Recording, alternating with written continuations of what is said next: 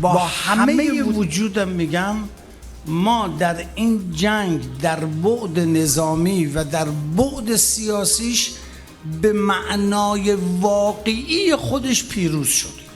Sa isang pambihirang pagkakataon, mariing ipinahayag ni Iran Parliament Speaker Bagher Ghalibaf na sa laban ay walang ibang panalo kundi ang Iran, mapamilitar man o mapapolitika. Anya hindi man nagapi ng Iran ang pwersang militar ng Amerika. Wala kahit isa sa mga layunin ng Amerika at Israel ang kanilang nakuha o napagtagumpayan. Ito anya ay malinaw na tanda ng kanilang pagkatalo. منظورم از این جنگ این نیست که ما ارتش آمریکا رو منهدم کردیم، ارتش رژیم صهیونیستی، نه. منظور من این هست که آمریکا و اسرائیل با اهداف مشخص و روشن، ولی به هیچ کدام از این نوع هدفشون در هیچ سطحی دسترسی پیدا نکردن.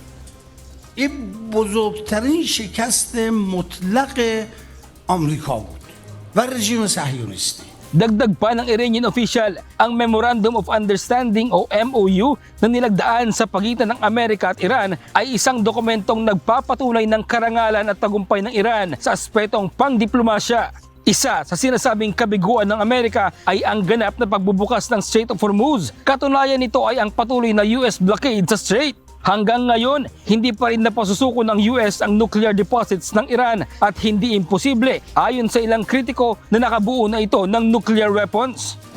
Sa impormasyong inihayag ni dating US Congressman Marjorie Taylor Greene, pinag-uusapan umano ngayon sa isang strategy meeting ng mga US officials kung paano pabababain ang nuclear threshold na isinasaad ng batas upang makamit ng nuclear warhead ang US laban sa Iran. Ito ay kahit makailang ulit nang sinabi ni Trump na panalo na ang Amerika sa giyera.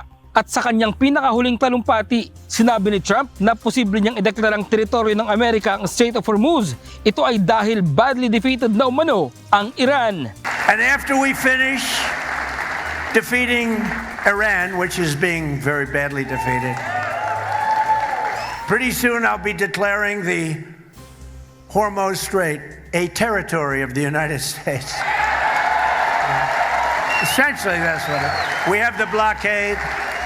Pero ayon kay Greene, mismong si Trump pa ngayon ang tila nagsusulong ng isang nuclear holocaust na posibleng maglagay sa mundo sa isang malaking gulo at magdulot ng mas mabigat na kahirapan sa buong mundo. Nanawagan ito sa lahat ng bansa na maging aktibo upang mapigilan ang binabalak na ito ng Amerika.